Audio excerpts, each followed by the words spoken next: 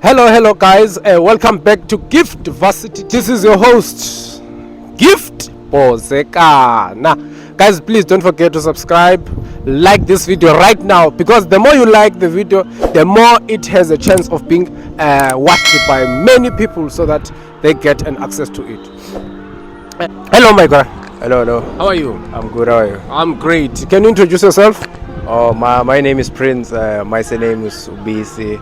I'm currently a UCT student studying medicine. I'm from Mpumalanga. All the way from Mpumalanga, you are currently studying medicine at UCT. Man, how many distinctions did you get? I got 7 distinctions. 7 distinctions. What? Eh?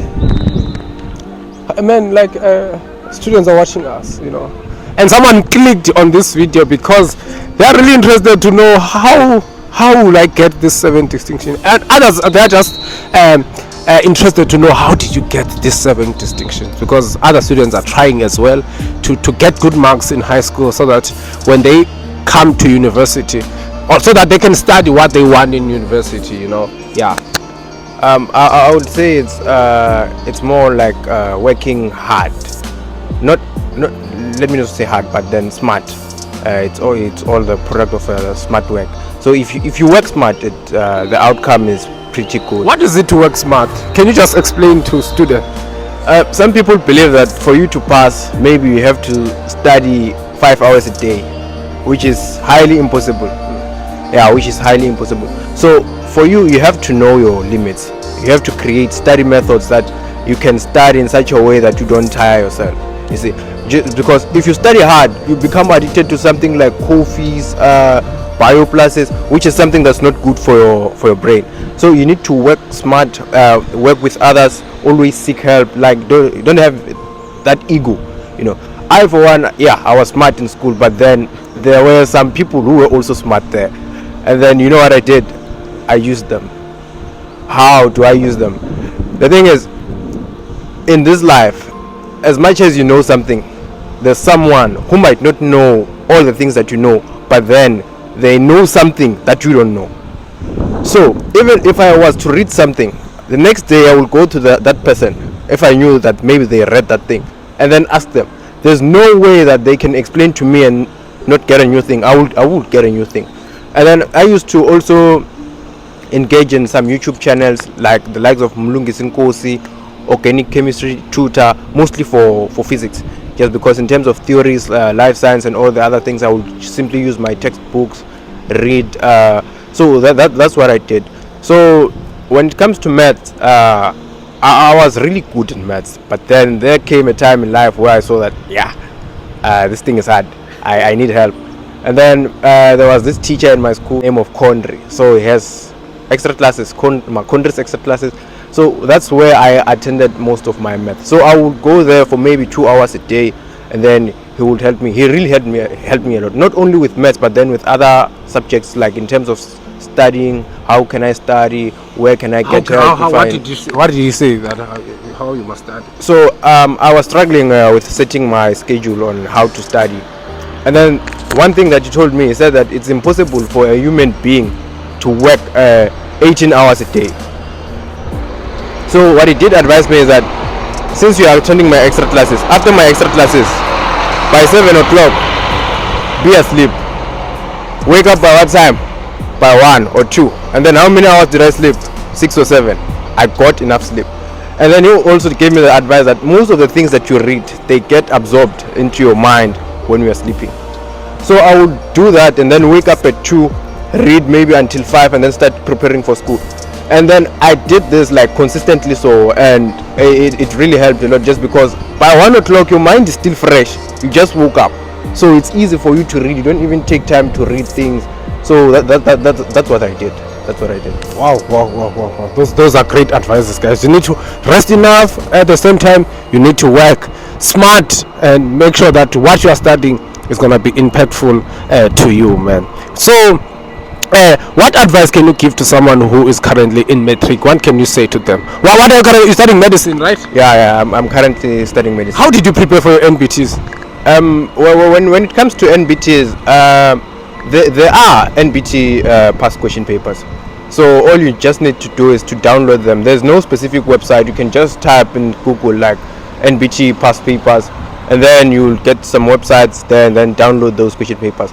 So in terms of preparation for like math, you need to adapt into using doing math without a calculator. You need to go back maybe to those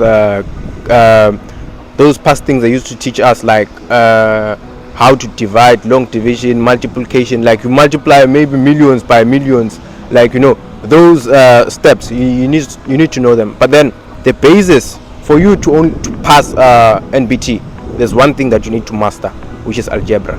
Algebra is the basis of math. So once you master algebra, there's nothing else that can disadvantage you from maybe passing the NBTs. And then another thing we need to be reminded of is that the matter of working with those calculators that can solve X for you, that does not enhance your math skills. You need to work with something that's quite simple. 1 + 1 is 2. Not those calculators that you can solve algebra with them, but just because you don't know how to solve the algebra, you just know what to press in the calculator to give you the answers.